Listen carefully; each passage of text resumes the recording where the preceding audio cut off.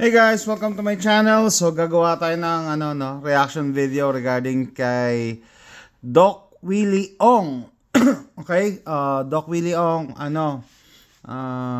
siyempre siguro kilala nyo na to, no? Ayan, no? 9.75 million subscribers, million subscribers siya, 9.75 million.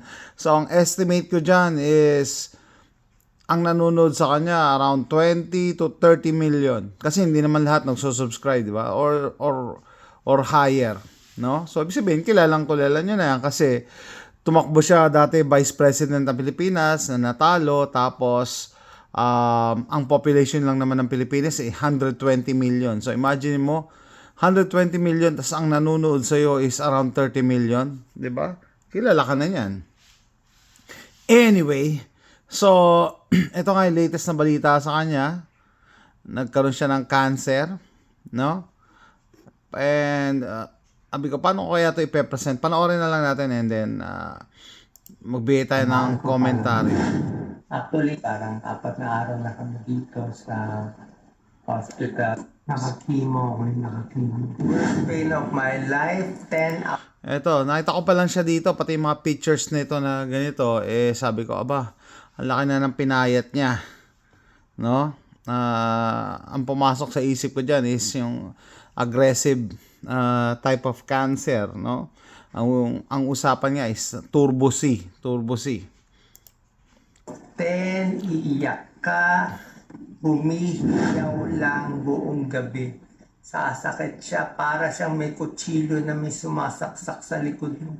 Pabalik, so bukol na to, malaking-malaki daw. Isa sa pinakamalaking na nakita nila. I think, sabi niya rito, 16 centimeters. Malaki yun. I mean, para ma-detect mo, malaki na siya. Parang talaga it's too late. 16 centimeters. Diba? Ang laki nun. Saan siya nagtatago? Ba't di ko nakapat? O, kita nyo? Doktor siya. Magaling siyang doktor. Matagal na siyang doktor. And asawa niya, doktor din. So, paano nangyari yun? No? Parang hindi ka makapaniwala na yung isang health advocate tatamaan nito. Yung kalaban, ang pangalan, sarcoma. Very rare. Narinig nyo ba yun, guys? Sabi niya, very rare. Na kung ano kayo, observant kayo sa mga current na nangyayari ngayon, no? Parang napapadalas yung sinasabing rare. O rare ano yan? Yung kay Justin Bieber, rare din yan. Rare yung sakit na yan. Kung ano-ano, puro rare. Ba't naglalabasan? No? Kahit i-deny nyo o hindi, naglalabasan yung mga rare forms of diseases. The question is, bakit? May puso ko. Puso ko nakapisa. Parang 4 na araw na kami dito. Okay, so itong video na to, recorded to, no? So, August pa pala to. Sabi ko, August pa pala to. September na ngayon. Actually, pagitna na ng September. Sabi ko, ano kaya tsura? Kung dito siya is parang ang laki na ng pinayat niya, ano na kaya ngayong September? Hospital. Pagkatapos Kaya kinukwento niya yung nangyari sa kanya. araw sa isang hospital sa may Ito. So, a few minutes ago, nag-live stream kami ng isa sa mga kababayan natin na nandito sa US. Actually, nasa California. Sabi niya, nag-share ako na, napag-usapan namin to si Doc Willie Ong. And then, it's one thing na napapanood mo o nababaltaan mo. It's another na kakilala mo yung tinatamaan, no? Sabi ko, may dalawa kaming kamag-anak. Yung isa, nung nalaman namin, sobrang payat na nung nakita namin picture. Tapos, before you know it, wala na, tegi na. Tapos yung isa naman, ganun din. Parang 2 months lang, tegi na. And then, nag-share si, The Pinoy Record. Sabi niya, meron siyang kamag-anak, yan, sumasakit din daw yung likod. So, that is the reason kung bakit isa-summarize ko na lang yung kwento ni Doc Willie Ong, no? Kaya, tataka siya, ba't hindi yan na-detect? Doktor ka, magaling kang doktor. Asawa mo, doktor, ba't hindi na-detect? No? Una, nakaramdam siya ng pain sa likod. Okay? Kapa na kapa, wala. paano mo makakapa nagtatago yung yung sarcoma. Nasa pagitan siya ng spinal cord, in between spinal cord and the heart. Hindi mo naman makakapaparehas yun no? Parang napaka-sinister ng na yan, sarcoma na yan. Ang galing niyang magtago, no? Talagang hindi siya madedetect. Madedetect siya kung kailan malaki na talaga. 16 centimeters. So nagsimula daw sa back pain. Akala niya dahil tumatanda lang siya, pero hindi naman siya ganun katanda, no? Parang nag-60 pa lang yata siya. Dito pinakamasakit, mga T10, thoracic 10 dito. Thoracic 10. So, dyan sa part na yan, may masakit. So, yan, nagko-complain siya ng pain, back pain. Hindi na siya makatulog ng flat on bed. Kailangan, nakakatulog daw siya sa lazy boy, yung mga nare-recline na bed, nakakatulog siya. Pero pag flat, hindi. Hindi ako makahiga sa gabi. Yan, hindi siya pwede ng flat. Okay? So, yan. Ang akala nila, muscle pain, spasm. Tinulugan mo, okay lang. Wala, akala mo masakit lang Kaya, kaya medyo nag-aalala ako sa kaibigan ko Yung kaibigan ko ngayon, sinabi niya sa akin the other day na meron siyang nararamdamang back pain after niyang mag-positive siya sa bead ko. Tapos, parang iba daw, hindi raw, humina daw yung resistensya niya. Tapos, basta may masama pa ramdam niya, ganyan. Tapos nung nagpunta siya sa doktor, ang diagnosis sa kanya, muscle spasm, parang similar dito. Muscle spasm. No? Sabi ko, okay. So, isi-shortcut na lang natin, hanapin natin. So, kinuwento nila na yung struggles nila, paano na, and to the point na sabi niya, nagpe-prepare na nga siya na mamatay siya kasi, yun nga, malala. Nagtataka daw siya paano pa siya nabuhay. Paano ka mabubuhay? Mayaman ka, milyonaryo ka, and madami kang connection. So, napunta siya dyan sa ospital, inuna siya, priority siya. Sabi niya pa sa Pilipinas, mahirap, mamamatay ka talaga. Bakit? Ang tagal daw ng result ng biopsy yata. It's like 1 week bago lumabas ang result. Tapos, meron pa, pinadala pa yata sa US. So, bago by the time na dumating yung result, masama na talaga ang sitwasyon mo, no? And finally, nang nalaman nila na, kinuwento yan, nagtatago, na nalaman nila na sarcoma to, no? Hindi, meron pa pala siyang siner, na barado na yung niya, drainage system, yung blood flow niya, yung venous system, kasi yun nga, nakabara yung sarcoma. Kita nyo. Natanggalan na ako ng mga 4 na litro. So, nagkaroon siya ng lumalaki yung tiyan niya. Parang ascites to, 4 liters, madami yon. Kasi hindi na, yung circulation niya, hindi na tama 4 na litro. Yeah. So, ganun na niya. Yan, nagre-retain siya ng fluid. Yan, nagre-retain siya ng fluid, kaya magadaw yung hita niya at that time. So anyway, nagtago siya doon, inipit na lahat. Yung mga dugo ko dito sa paa, hindi na maakyat sa... Barado na kasi may nakaharang. Salamat ako, barado na ito Ayun na. Barado na siya. Hindi niya nakita. Dahil dyan, ang akyat ng dugo ko sa azygos veins. Alam ko na. Yan, azygos veins. Ito na, nakita na nila yung sarcoma. Ang laki!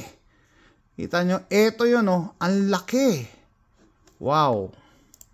Ganitong sarcoma nagtatago na very aggressive, very... Kita nyo yung word na rare? Ba't lumalabas recently ang mga rare? Aggressive. Na inipit na ang liver, ang inferior vena cava, lahat. Kala mo, nasa loob pa ng inferior vena cava, naipit pa yung puso. Yan yung kwento niya, no? So, sabi ko, yan, sabi ko, okay. So, di ba, nag-aalala ako kasi August pa tong video na to. Tapos afterwards, kinukwento niya, oh, nagkikimo na ako. Yan, oh, medyo gumanda yung itsura niya. Nagkikimo na siya. Ang problema guys sa chemo, ina-attack niya yung mga cancer cells, pati yung mga healthy cells. Kaya yung iba, hirap na hirap din sa chemo kasi, tanggal ako na lang ng sound. Hirap na hirap sila sa chemo kasi, yan, side effect daw ng chemo yan. No? Bababa ang immune system mo, yan, makakalbo ka, kaya nagpe-prepare na daw siya. No? Yun, ina-attack din kasi niyan yung mga good cells. Kaya sabi ko, oh, baka okay naman siguro kasi yung sa picture niyang yun,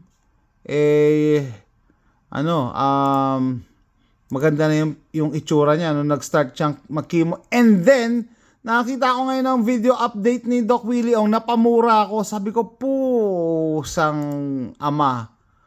Anong nangyari kay Doc?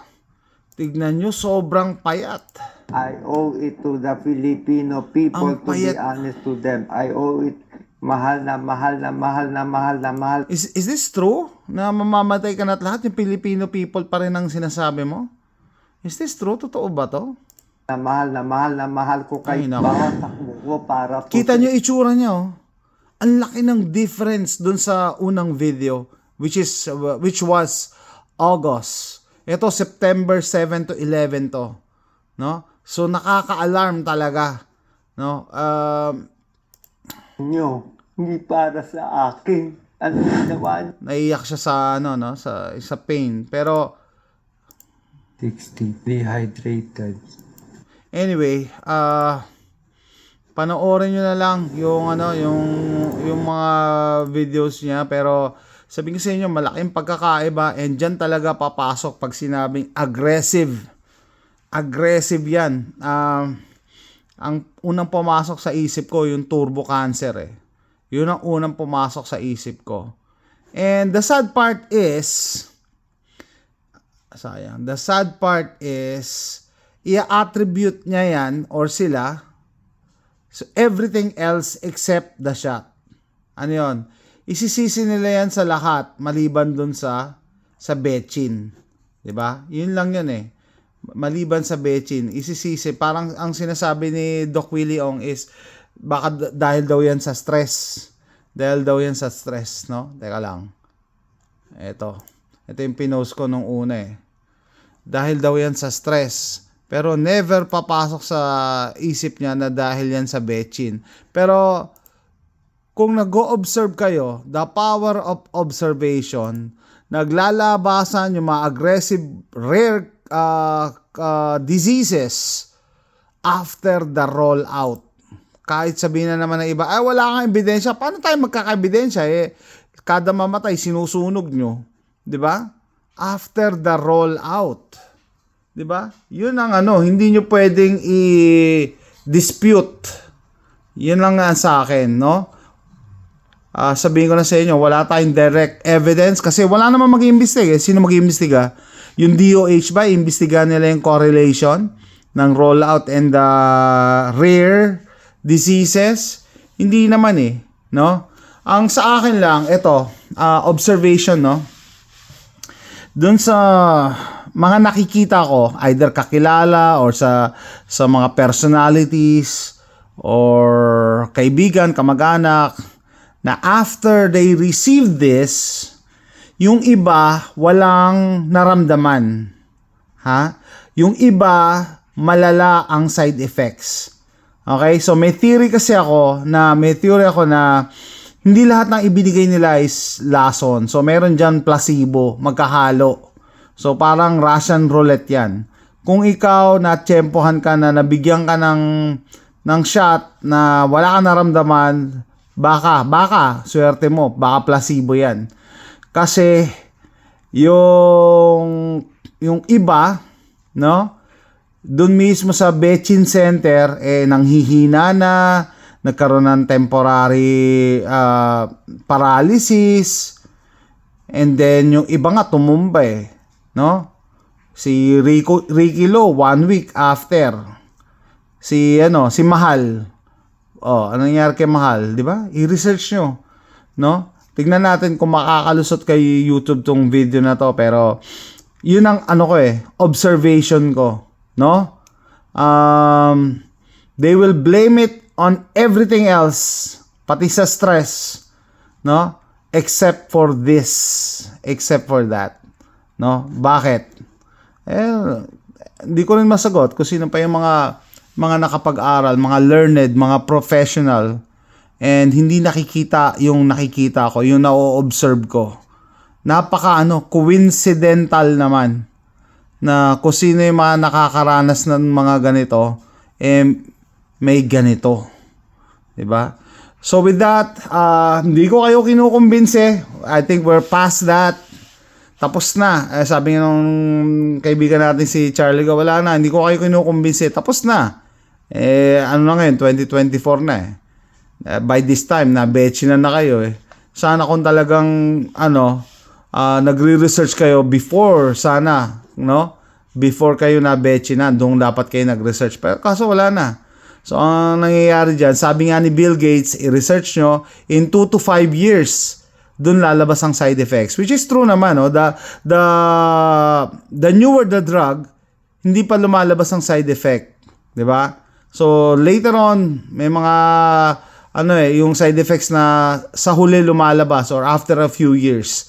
And true enough, 3 years, 4 years, after the rollout, and then makakabalita kayo ng mga rare, aggressive form of letter C. So, with that, tatapusin ko na yung video na to. It's an observation na hindi ko kiniklaim na expert ako. Pero, kayo ba? Ano ba na-observe nyo? Let me know what you think. Thanks for watching.